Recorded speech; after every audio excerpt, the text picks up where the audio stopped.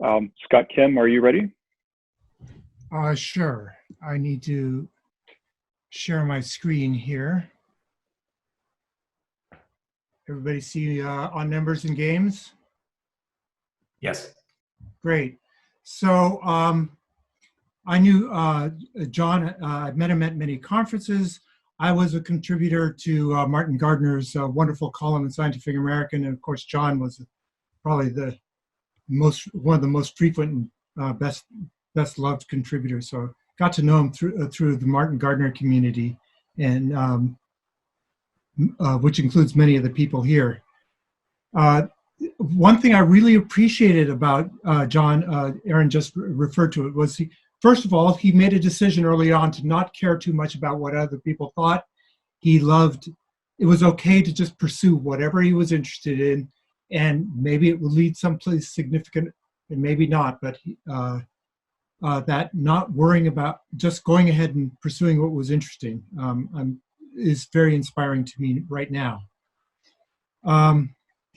Besides being a great mathematician, everybody has talked about how friendly and inclusive he was. Siobhan referred to that. I really appreciate the amount of care he put into how he explained ideas. He would jump up and, as was mentioned, he would do very physical demonstrations. He would hop. He would get pieces of string. He'd get people organized to act out something. Karl Schaffer and I have been doing that, and so anyway, I appreciate that. It's, I think, an underappreciated and area of mathematics that could be, well, the Bay Area math is certainly on the forefront of making math visual. I wanted to share a couple of things, speaking of visual things that I created for John. I did a couple book covers. Here's my cover for On Numbers and Games, one of his great classics. And for those of you who are familiar with the mathematics, I used one of his games as the element of the cover. And I'm very fond of doing tributes to people using something of their work. So let's see, here we go. Here's my tribute to John. Everybody see that? The life pattern.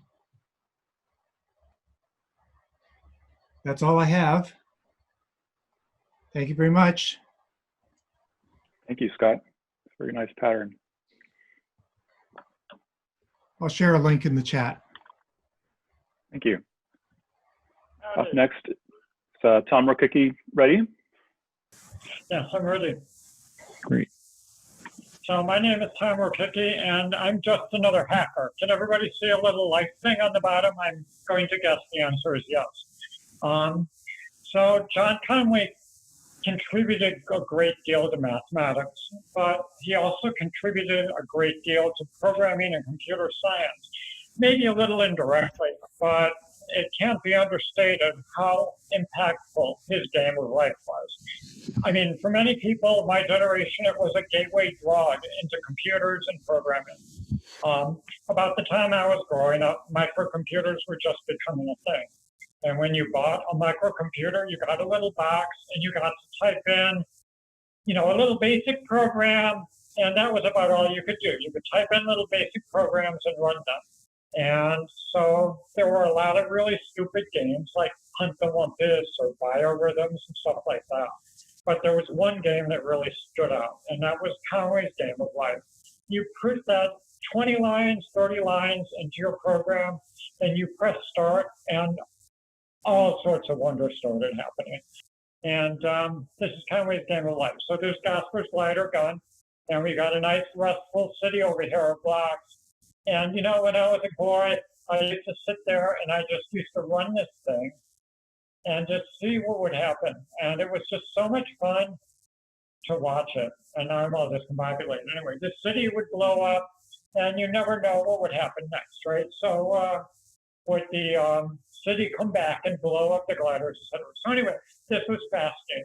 But on the early microcomputers, it was so slow and painful to run this. So instead of writing it just in BASIC, you'd start to study other things. You'd start to learn new ways to represent the life field, new data structures, segmented bitmaps, linked lists, hash tables. I mean, you really were driven to learn all this stuff just to make this game run faster so you could do neat things with it. And I mean, you start playing around with Boolean algebra as a kid so that you could run life with just and, ors, and nots instead of imperative logic. You learned new technologies like splitters, assembly language, graphics processing units, et cetera, all this driven by this little game. And it was really something you could get passionate about, something that was very inspiring. And it's not just me. I mean, there was a whole generation, all the programmers I know, they really cut their teeth on this game and trying to make unbounded versus finite universes and stuff really drove us to learn so much.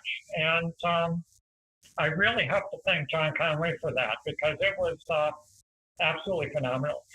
Andrew Trevorrow and me, we both grew up on this sort of thing. So we started writing this program called Golly, which is what you see on your screen, about 10 years ago or something like that, 20 years ago. And one day, Gosper sent me an email, Bill Gosper sent me an email, and he said that he had shown John Conway this program we had written, and it was the first instantiation of hash life. So that was a lot of fun because it's much faster. You can do much bigger patterns. And Bill said that he showed this to Conway, and Conway just kept wanting to play with it more and more and more, and almost ruined the conference because they were staying up all night long. And that really was one of the best times of my life when I learned that I gave John Conway just a little bit of pleasure with this program that we had written to, the tiniest, most infinitesimal payback for all the years of joy he had given me in playing with the game of life. So thank you for this time, and Bob for organizing it all and everything like that. And that's all I have. Thank you, Tom. That is a real incredible contribution you have there. So many of us were inspired by life as children, and our direction of our lives were largely set by that. Speaking of which, someone else who has done quite a lot of cellular automata is up next, Rudy Rucker. Hi. Yeah, I'm happy to be here. What a stellar lineup we have. Really amazing. To see Penrose here, amazing. And Doris Schattschneider, wow. And Scott Kim. Anyway, like Tom was saying, life for me, that was a big turning point. Martin Gardner's column on life. And then Gosper's Collider gun. And of course I would do it with pennies and dimes. And I thought, I really wish I had a computer. And I didn't really get my hands on a computer until I got a job teaching at San Jose State when I was about 40 years old. And I got hold of this thing called a CAM6 board, and you could accelerate and run life at these very, very high speeds. And then naturally I moved on to other CAs. There was sort of the idea of life, it kind of died down to just a niche community for a while, but in '85, Wolfram started writing about cellular automata, and there was this big public interest in it. And I put a lot of energy into it. I moved on and got into continuous valued cellular automata instead of just having the 1 and the 0, because you could get kind of nicer patterns. And of course, Turing had worked with some of those. One of his last papers was on morphogenesis, and he did it all by hand. And after like 2 months of these laborious hand calculations, he had a picture of a spot that you might see on the back of a cow, which was sort of funny. But something else I wanted to talk about of Conway's, well, there are two other things. I really got into well, I always just called them the perplexing poultry, the Penrose tiles. And I did a science fiction novel called Free, where I wanted people to be having these strange views of the world, and they had this like mental filter they'd wear, sort of a process going in their head, so they could turn whatever they're looking at into a 3D perplexing poultry tessellation, or a quasi-crystal tessellation. And then I wanted to know if there are four-dimensional quasi-crystals. And so I'd met Bill Gosper when I came out here because of the Game of Life and all that. And Gosper had me on a list called Math Fun, where Conway was often present. And then I asked about that, and then he said, well, yes, there are four-dimensional quasi-crystals, but they're not very interesting. They look like the factory rooftops. I wasn't quite sure what he meant by that, but I was just happy that he answered me at all. And another thing about Conway that actually I'm thinking about a lot these days, it goes back to the surreal numbers, which I first heard about them actually reading Knuth's popular book about them.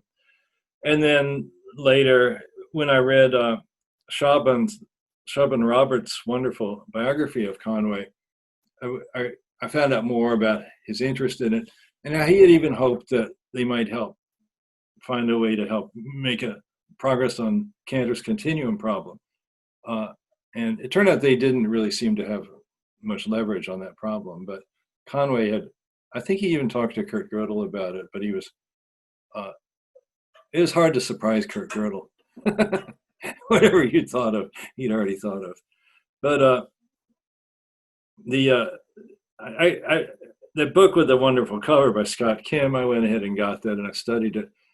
And I wrote a science fiction story called Jack and the Actuals that actually appeared in Wired magazine. And there it was about a sort of science fiction trip into a place that's based on the surreal number line. So the idea being, I'd like it to think that the space that we live in, instead of being the real numbers, it would be the surreal numbers. So space would be transfinitely divisible. You can have these nice things like 1 over Aleph 1 or the square root of that, or raise that to the pi power. You can just endlessly down, endlessly up. And Felix Hausdorff studied these things too. He called them eta onsets. But what I've been doing recently, I've been trying to kick it up a level further and start insisting that the world we live in really is an absolute continuum. And that's, well, in German, you call that ein Philosophie als ob, a philosophy as if. And you don't necessarily believe it because you think it's true, but you believe it because it's fun to believe it. And what I like about the absolute continuum is, you know, usually we're saying, well, there's all the cool stuff is really far away. You know, it takes forever to get to Alpha Centauri, and Aleph 1, we're never going to get there. But what if it's all right here, you know, in the tip of your finger? Basically, you take the inverse of all that stuff, 1 over, and it's all here. Another side benefit of that is then everything limited piece of space is an absolute continuum, and it's absolutely infinite. It's as big as the universe, which is a nice way to feel. And there's an argument people sometimes make that if space were infinite, there would be a lot of repetition. You know, they say, well, if we get all quantum and count the number of states on Earth, then that would be bound to repeat somewhere. But if space was absolutely continuous, then within any given region, you couldn't do a counting argument because it would be so large that there'd be no reason that it would have to repeat. So that's something I've been into lately. And I actually wrote about this. I just recently had my book, Infinity in the Mind, reissued by Princeton University Press for the 4th edition. And I put this idea into the preface. That's it. When you're old, you can put crazy ideas into the 4th preface of a sort of a legitimate book. And so I've been playing around with that idea. And so anyway, I never got to meet Conway. I had a little bit of email with him, but he's been a wonderful presence. And I'm just really glad that he was here on this planet with us. And that's all. Thanks. Thank you so much, Rudy. Karl Schaffer, are you ready? Yes. Let me bring up this. So I've always been intrigued and amazed at the many ways that John Conway had fun embodying math and performing math. So over the last few days, Laurel Shastri and I have made a few videos of some of the embodied movement math that I learned from him. So here it goes. And these are the freeze symmetries, the footstep freeze symmetries. And here is step.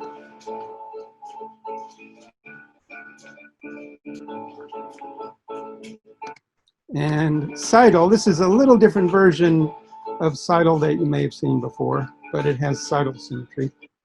And jump.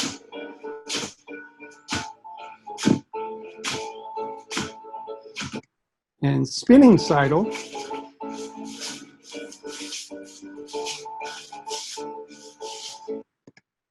Spinning hop. We're not actually hopping, but we didn't want to injure ourselves. So there you go. And finally, spinning jump.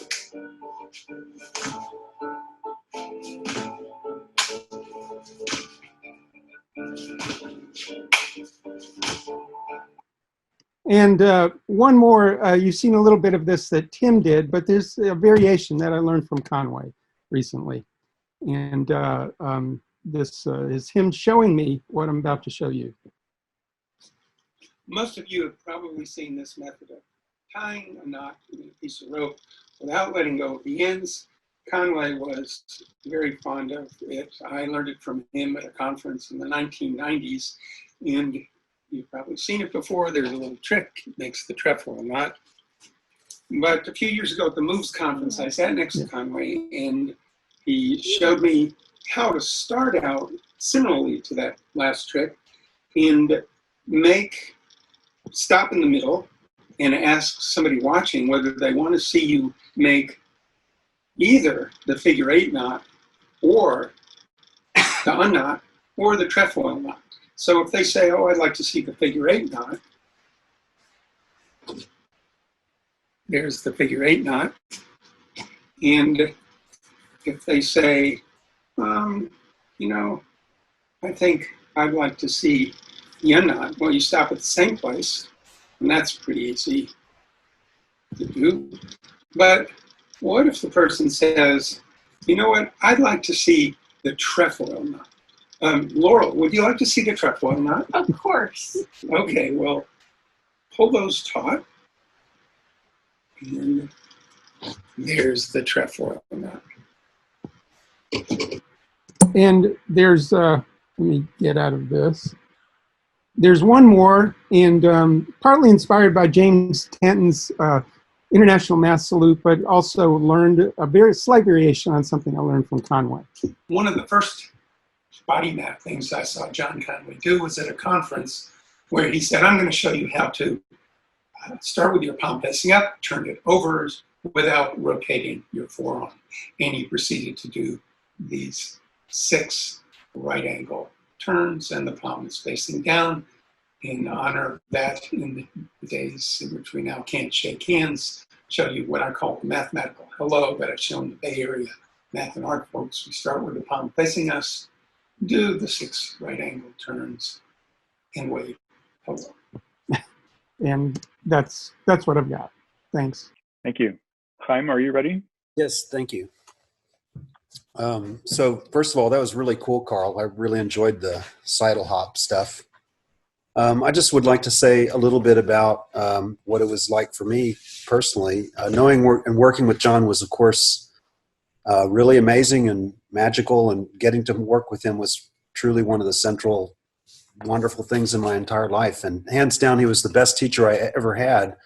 And among my friends, well, of course, he wasn't my best friend. That would be a bit, but certainly he was maybe the best of all my friends, with all due respect to everybody else. I'd known of John since I was a kid from Martin Gardner's Colin books, and of course was fascinated and amazed. And I'd heard John speak when he visited UT where I was a grad student in the late 80s. And on that same trip, he was the life of the party. I got to see the Conway show up close, but of course didn't dare talk to him. But I first really met John in the summer of '93 at a math art meeting in Albany, and then the next month at one of the RGIs that Marjorie was talking about that she had organized. And I met a lot of really wonderful people that summer. many of whom are actually here right now, and some who are already gone. Mark Pelletier, Magnus Weniger, Chip Perry, Donald Coxeter, Charles Peck, Ludwig Donzer, and of course, John. And it was just absolutely amazing to really start to get to know and to speak with Conway. And we hung out quite a bit, actually, talking about a great deal of stuff. And as you know, many of you know, he didn't really always seem to prepare his lectures, but somehow our conversations seemed to be the topic of whatever was the next thing he was going to lecture on. And a year or two ago, I came across a pack of photos, and I don't know who took these. This is from the Albany conference. If anybody knows exactly where these came from, I'd like to hear about it. It has photos of, for example, Mark and Magnus and myself and others. But I think, you know, John was, for me, a teacher and a friend and a collaborator. But I think this photo really sums it up for me. So the little kid in the chair is me, and you all know who the big kid on the floor is. And that's really what it was like for me. The times that we spent together were the best play dates I ever had. And that's all I have to say. So thank you. Thank you, Chaim.